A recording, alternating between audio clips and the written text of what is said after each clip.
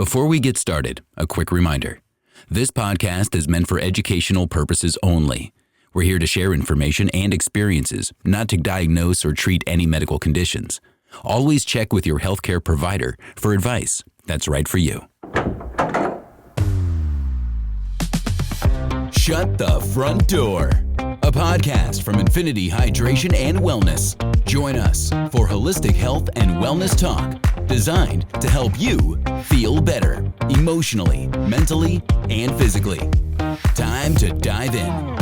Welcome back, everybody. Today we have special guest Taylor from West Branch Drug and Alcohol.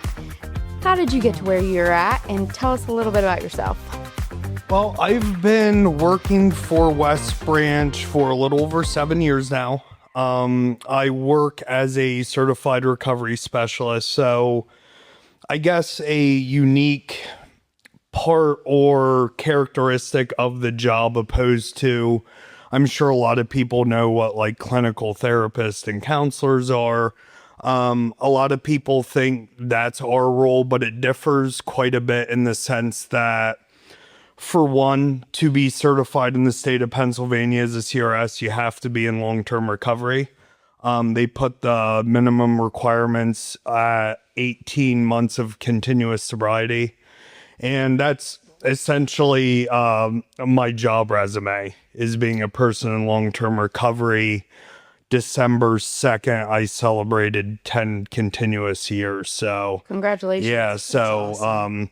Something that might often be looked at as, a barrier or something that's not overly glamorous or proud of saying or talking about, has honestly paved a really good career for me. So that is a requirement that you have to be in recovery. Correct. Yeah. To be a certified recovery specialist, opposed to like a therapist or a counselor or like a case manager, you have to be in recovery. They do put it at 18 months of continuous sobriety. That's at the time of taking the test. So you have to have 18 months going into the training. Mm-hmm. When I took the training, it was less hours. I know they bumped it up to, it's a 54-hour certification. I think when I took mine, it was low 40s. But like I said, I took the certification 7 years ago. And now, obviously, much like a lot of those professions, I have to recert every 2 years. So I have to take, classes and continuing education that just kind of, as the field develops, as we get more, I guess, modalities of recovery coming to light and different paths, they kind of want us to evolve with the trends of the field. How have you seen it change over time? So I want to say the biggest thing that probably stands out to me is when I first started, and I don't want to seem like it was like kind of like extinct or non-existent either, but I would say medication-assisted treatment would be the one that really jumps off for me, because even when I came up in recovery and when I first got into this field, it was very much the tried and true to pass NAAA, the 12-step fellowship. So it was very much, I don't necessarily like the word traditionalist way of going about recovery, but in a sense it was very traditional, right? In medication-assisted treatment, it was still very much relevant at that time, but I don't think it was nearly maybe talked about or advocated for as much as it is today.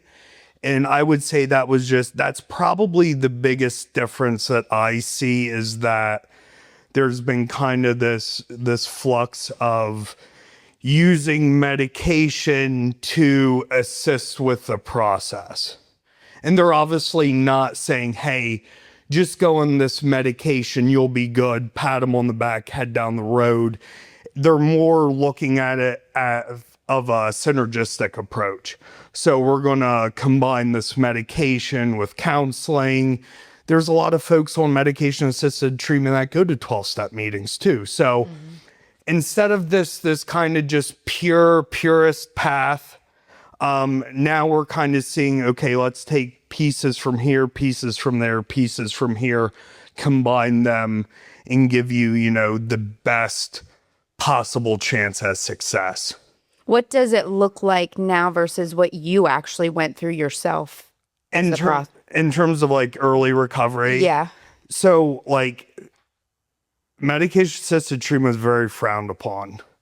It was something that if you're on, you did not talk about.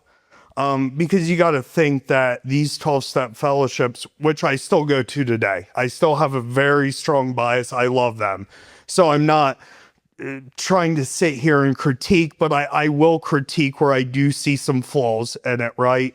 When I first got in, like I said, a decade ago, the predominant age group of those 12-step meetings were 50, 60, 70-year-old. Predominantly men too.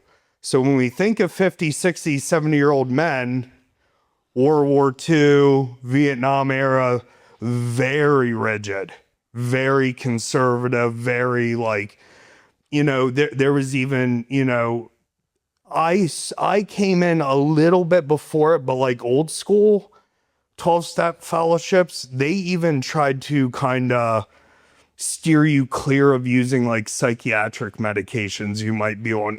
They wanted to have the most, I guess, like purest form of abstinence, we would call it. So you stop alcohol or whatever, you're not on any kind of medication. Even alcohol, like they didn't put them on Ativan or anything? No. Like seizure precautions? No. So that's where I saw the biggest shift. And now, because a lot of those guys have passed away, and that's just probably the biggest thing that I've seen, that now it seems to be, I don't want to say more lenient, but it's more logical. Mm-hmm. Like we understand that there are some issues that can't be fixed in those rooms. Some people 100%, I mean, I've told sponsees this, I've told other folks this, like, you need to stay on these medications. Whereas before you would never hear those words murmured. So I think understanding that, yes, we can fix a lot, but we can't fix everything. And sometimes we need outside intervention to address other issues outside of just merely alcohol use or substance use. So when you now take it even back a step further, what was your breaking point that you decided you were ready for recovery?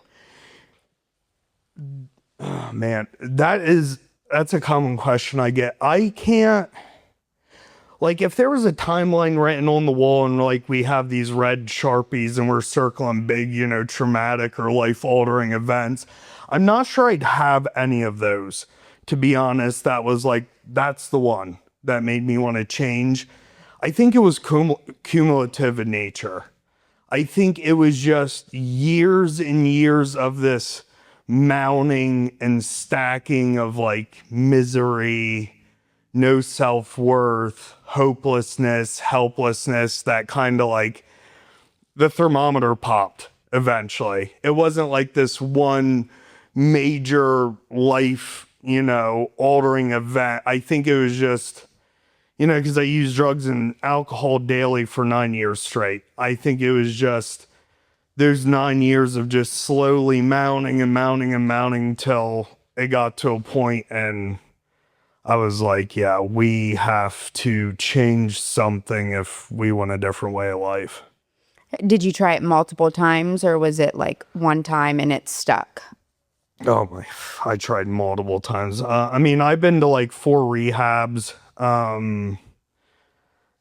God, I don't know how many hours I have in counseling, rooms of, counseling, sitting in front of shrinks and stuff. I was surely not just a one and done kind of guy. It took me, I would say it probably 2012. It probably took me about 3 years of kind of like bouncing in and out, smacking my head against the wall until I kind of got to that point. Because the last 3 years that I actively used, that's where, my 4 rehab inpatients were. That's where the large majority of like me going to counseling and stuff was. And I think really the biggest thing was like, I had some willingness and I knew that I needed to do things differently to get different results, but I wasn't just quite there yet to be 100% committed for the cause that's needed. And that's the major predicator in this is like, it's not a disease or an affliction that affords you to be 1 foot in, 1 foot out, if that makes any sense. Mm-hmm. Like we're talking about a very, very serious malady that requires basically 100% commitment all in, or it's just unfortunately not going to work. Like 90% is just not going to get you over the hump. What is the success rate? Single digits.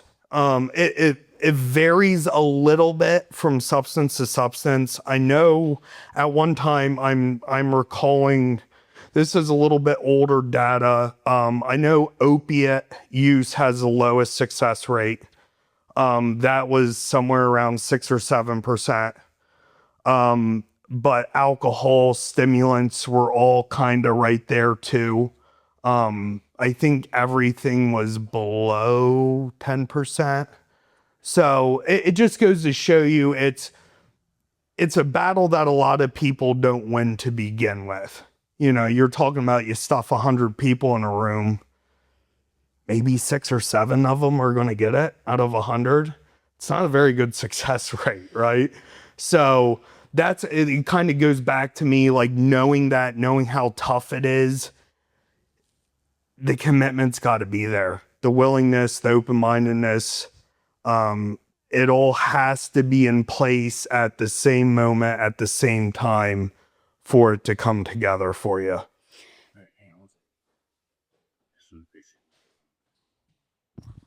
Was it falling? Yeah.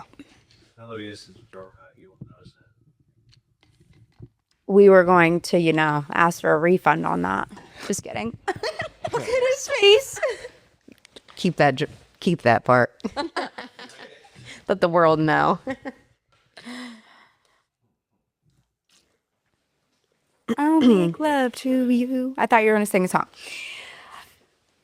Do you hold classes for like family support? There's a lot of family members of addicts that come in here and we watch them crumble and they don't know what to do, how to help.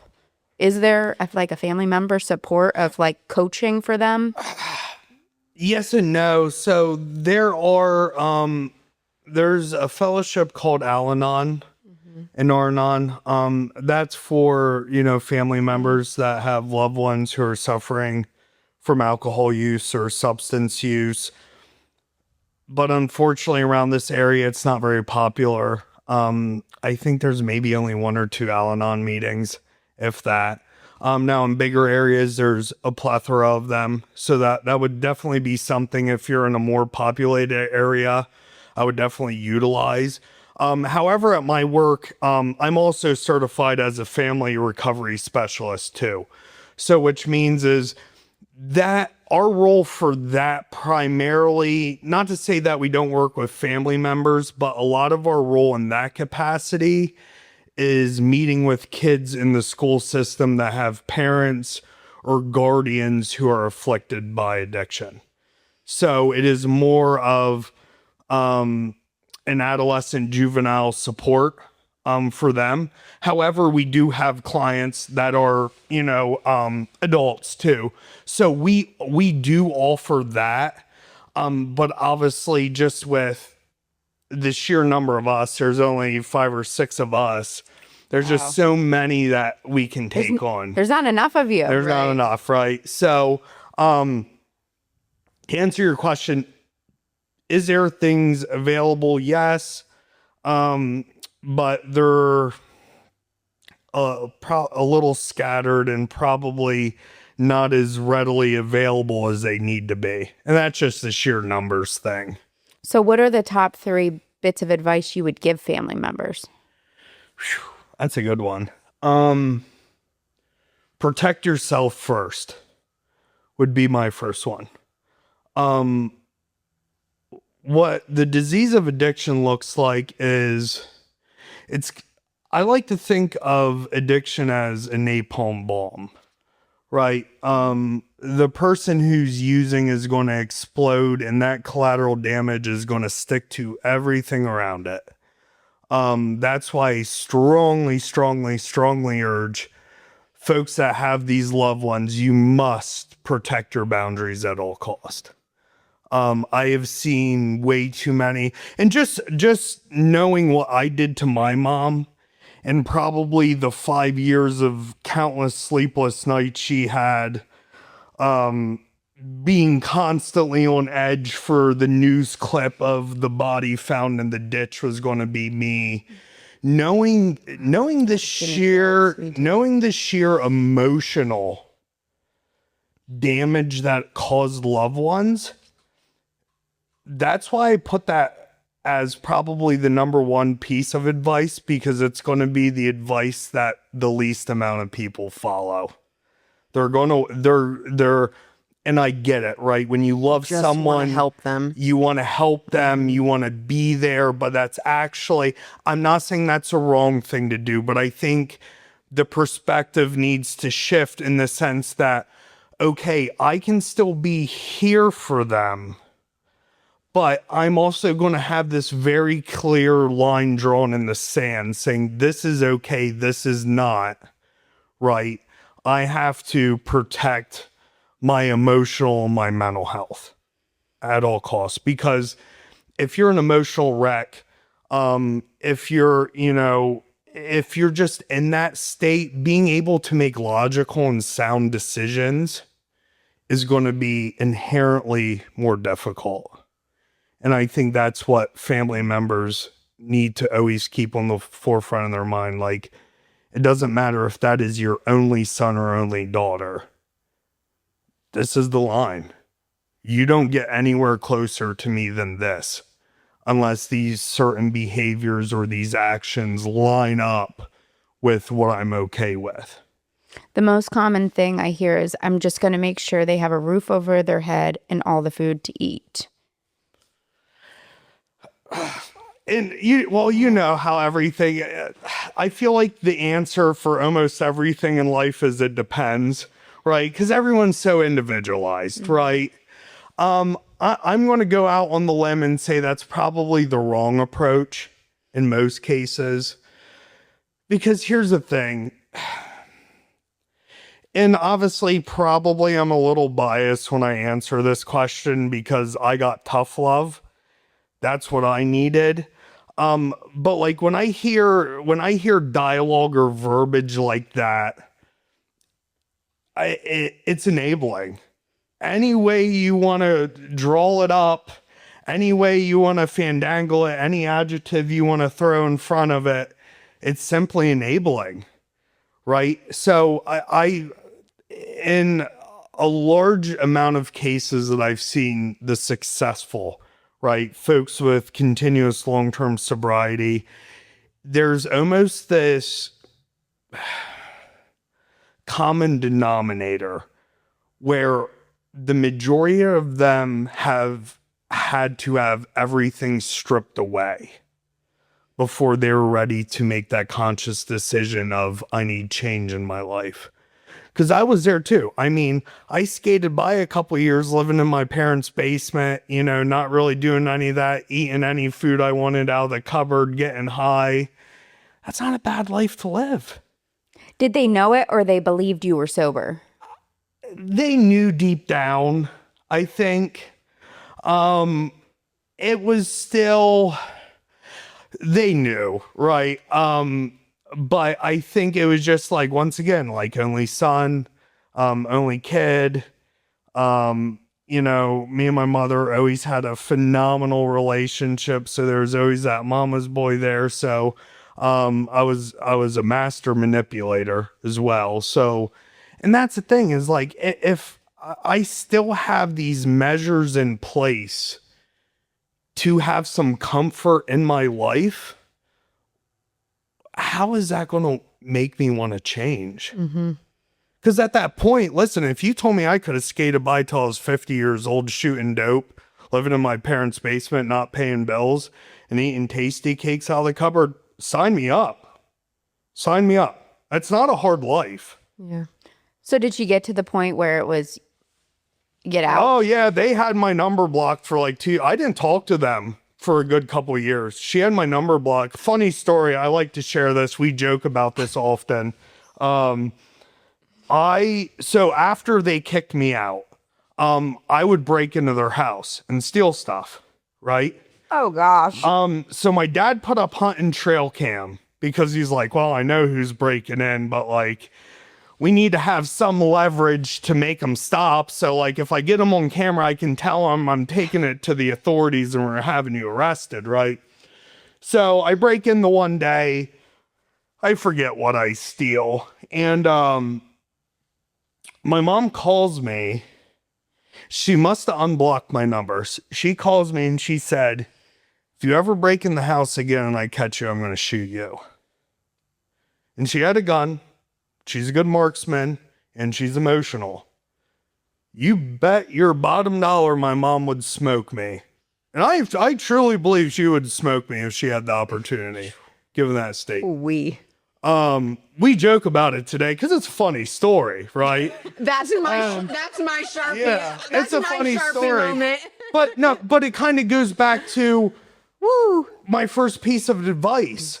I had driven my mother to such a terrible emotional and mental state that literally I forced her to the breaking point that she was going to be willing to shoot her only child. Yeah. And I'm pretty sure she was dead serious and would have done that, right? So it goes back to the napalm effect. Like, you have to protect yourself because, like, as a loved one, that's no way to live. That's just no way to live. So, and I think that's a really good example of like why I think boundaries are so important when we talk about, dealing with loved ones that are struggling with this. Is there any other bits or pieces you would give them? Yeah, I would. So outside of the boundaries, I think too is you almost play good cop, bad cop, if that makes any sense. So you draw this line in the sand and you explain to the person like, okay, these are the things I'm willing to tolerate. These are the things that I'm not. And until you're there, like the relationship that you seemingly want to have just can't happen. But I do think you also need to let them know that despite that, you're still in their corner. And and a lot of my family members kind of gave me, they've kind of had that similar situation or conversation with me. And on the other side looking in, it's tough because I viewed it as abandonment. I viewed it as this almost unloyal, right? Like, how could you do this to your only son kind of thing, self-pity party thing. But I still think you owe it to at least have the conversation and at least let them know. Because looking back now, I can recognize that they had the best intentions for me.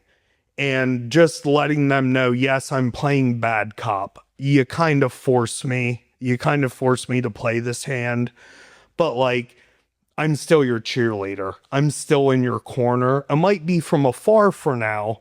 But like when that time comes that you're ready for change, you can always count on me to lend a hand along the path and journey. kind of thing. And it's kind of how the whole thing with my parents shaked out too. Long story short, you know, we have a great relationship today. And I think when they finally saw that what was coming out of my lips and what I was putting into the world were actually aligning for once, they started to have some, maybe not full-blown trust yet, right? But I think just them seeing that really allowed them to, and I felt it too, and I recognized it too, that like they were alongside me the whole way. And I still say it today, like if it wasn't for my parents, like I was fortunate because I know a lot of people, but basically when I decided to get clean, they were there from the beginning. And obviously there was still trust and there was still that relationship that we needed to fix, right? There was a lot of things still very much wrong with our relationship. But like I said, once I think they saw that my actions were aligning, they did everything in their capacity to make that journey a little bit easier for me. Oh, good. Yeah. Now meeting on the other side then for listeners, those who are debating whether or not to go in recovery, what would you say to them? It will be the best decision you ever make. And because, you know, I'm fortunate enough in my professional capacity. And then when I do on my own free time in self-help groups, that I'm in front of a lot of people either currently still using or very, very early on. And I always tell them that I think we shortchange ourselves on what is actually possible. And what I mean by that was, look, if you would have told me that the only thing you're going to get out of this, the only thing you're going to ever get out of recovery is you're going to have the ability not to slug booze and shoot dope day in, day out. You're going to be abstinent. Sign me up. Right? But like, that's massively selling the process short, because the growth you get from self, like the return on investment is tenfold. Like I went in just expecting to learn a way not to use drugs and alcohol. But what I really learned was a blueprint on how to live life. I found a blueprint on how to be happy. I found a blueprint on how to be a good dad. I found a blueprint on how to be a good human being. I found the blueprint on how to be accountable and responsible and a good friend.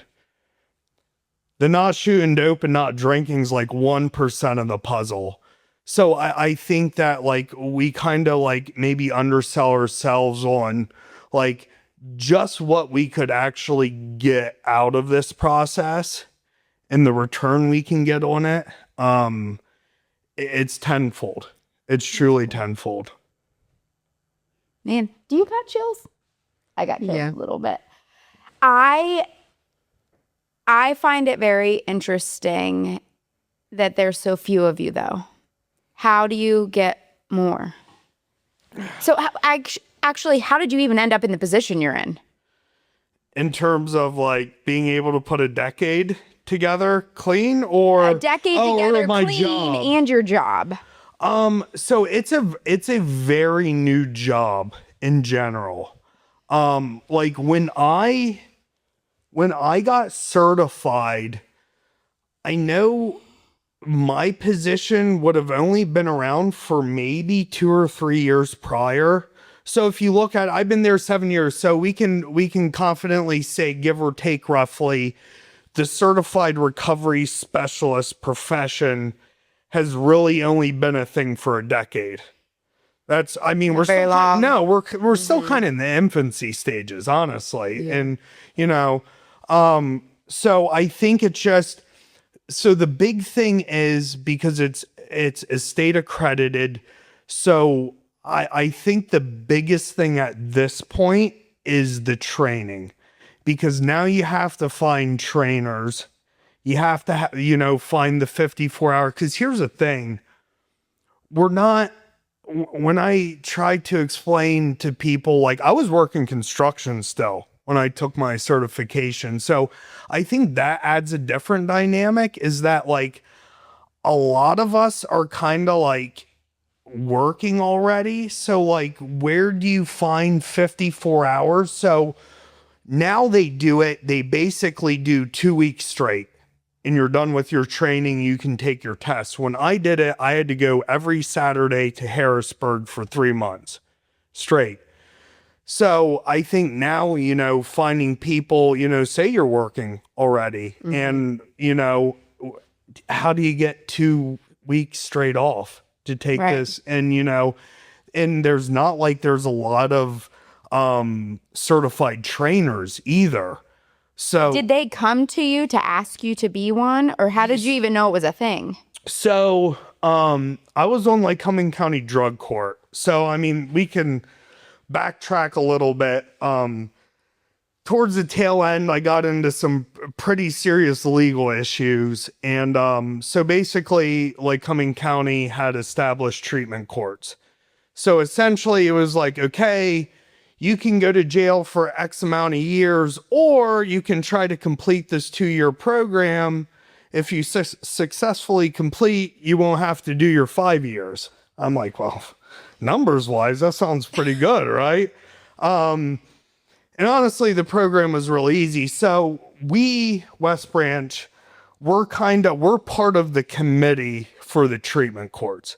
So like my executive director, she kind of oversees all of like Cumming County treatment courts with whoever the judge is on the seat at the time, who's running the specialty courts. And at that time, the CRS position was starting to get a little traction. My supervisor now was the first CRS in like Cumming County. And she was also a drug court graduate. So I was actually laid off because it was the winter. I'd been working construction, and Shay calls me up the one day, my executive director now, and she's like, hey, do you want to be a certified recovery specialist? I'm like, I guess. I'm laid off. I ain't got nothing else better to do. So yeah, long story short, she kind of reached out to me, wanted to see if I'd be interested in it. And honestly, like, I was just like, I was working construction because I didn't have any work history for 9 years. Like, I was just trying to show, my potential future employer that, I can actually show up to work every day. Yeah. So it was I already knew it was a stepping stone kind of job for me. And my boss at the time is a major, major recovery advocate. And I felt, because I had applied to like 6 jobs and I got denied because of my record and stuff. So like I was having, I don't want to say a tough time finding a job, but it wasn't easy sledding either. And my boss, who I worked with for construction, I mean, he went on the limb, took a shot on me. So I almost felt this like loyalty to him, because it was like the first person to legitimately take a shot on me. And lucky for me, he basically told me like, yeah, if you don't take this job, I'm going to fire you. So like, you're going to have this job one way or another. So I made the decision really easy. So yeah, basically, long story short, my boss now reached out to me, and 7 years, it's been smooth sailing since. And I absolutely love my job. Love it. You can tell. Yeah. It's the best job ever. Yeah. So to wrap it up, what is your elevator speech to those who are listening? Because there are some who have just recently went to recovery and are in that process, who are waiting to listen to this. Words of encouragement for them, and your keys to success, your non-negotiables through your recovery. So I think my biggest selling point would always go back to, obviously we have to have some kind of, reasonable expectations on the process, but like really the possibilities for a new way of life are pretty unlimited. I mean, I've seen some, I mean, I don't know how many people on my phone that are in long-term recovery that are, international business owners. They're lawyers. They're very successful. And we're talking about like people that like made those into their careers post recovery, not like they had their job beforehand. Like I think, and that's the thing is like the one major attribute that I think that we fortunately develop through our path or this, active addiction is that like we're very, very strong-willed. We are typically like, I know at least for the lot of people I know, we can just make a lot out of a little. We're just very good at that. Like Creative. Like you give us a penny and we will figure out a way to turn it into a dollar, because I don't know how many times I woke up every single morning with literally nothing in my pockets, but I still got high. Right? I think we have this we've learned this innate ability to just make it happen no matter what. And I always tell people that the effort that we had to put into a daily basis to acquire money, to acquire the means, to find this, to find that, getting high takes triple the effort as staying clean does. It really is a lot more work. And when we look at like the non-negotiables that like we have to do on a daily basis to ensure our sobriety, compared to that investment, it's very, very little. It's very little. I go to a couple meetings a week. That's an hour. I think in another non-negotiable, I always try to figure out how to phrase this without making it sound religious, or we have to find a way or something, the capability to get out of our own way. So what I'm trying to basically explain is like our way of doing things. Like we are very poor pilots of the plane. Like we are terrible pilots. Like we have no business running our own lives. We have no business calling our own shots at first, right? Because our thinking, our perceptions, and our behaviors got us here. So clearly our way is very abysmal at living life. So like I needed to find a way that gave me direction that wasn't my direction. That wasn't my thinking of, this is how I should handle this situation. This is how I should do this. This is how I should do that. I needed clear direction from somebody that was actually doing the deal. And I think that is one of the biggest proponents to success when it comes to this whole thing, is that if you're still using and you want to be clean, or you're early on in it, find someone that is better than you at it. It's simple. Find someone that has 10, 15, 20 years of sobriety, because clearly they have they have a blueprint on how to live life, how to navigate life without the use of drugs, alcohol. Pretty simple, right? A mentor, advisor, whatever title you want to put on it, is find that person that has what you want. Cling onto their coattail and ride it for as long as you can. And then eventually you'll get to a point, 5, 7, 10 years, you can start making, more of these decisions on your own. You're like, oh, wow, I can actually make decisions without it absolutely exploding, stuff like that. So I think finding someone that has been in your shoes, that commonality is priceless. I think commonality and knowing that, you've been through everything that I've been through, if not worse. And I saw you get out of it. And I see your life now. Yeah. So I think if we can just like showcase more of those, that could potentially give some people some hope moving forward that, you know what? Yeah, like, you know, my life's not real good right now, but it can be if I'm ready to make that leap.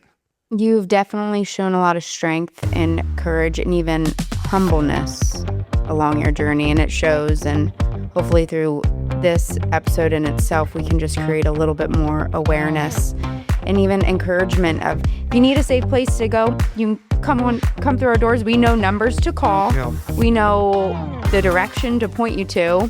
You can always reach out to West Branch. Yeah. But yeah, we're here for you. We support you. And thank you for joining us. We appreciate you. Yeah, thank you for having me on. Yep. Thank you. See everybody next time.